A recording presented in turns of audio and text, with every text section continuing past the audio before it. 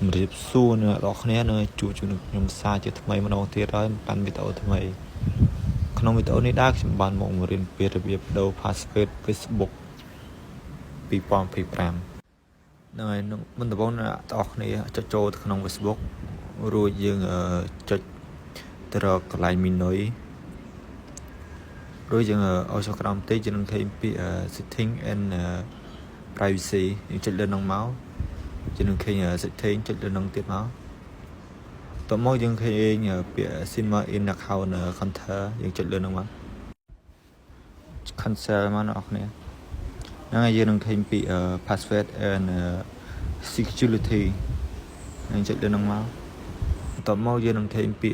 change password យើងចុចលើហ្នឹងមកយើងចុចលើហ្នឹងទៀតមកតាមហ្នឹងហើយអ្នកនរគ្នាអាចចុចតាមខ្ញុំទាំងអស់អញ្ចឹងមក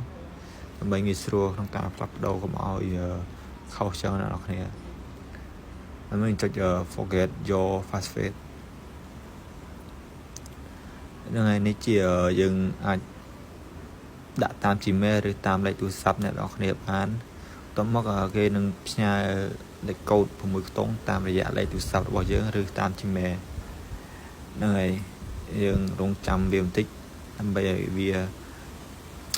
ផ្ញើមកអ្នកនរគ្នាហ្នឹងហើយអ្នកនរគ្នាបើអត់យល់កន្លែងណាអាច comment នៅក្នុងវីដេអូខ្ញុំបានណា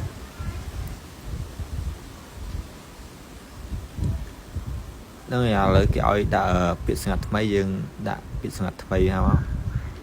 ហើយដោយសារខ្ញុំឯកជនភាពខ្ញុំសូមបិទ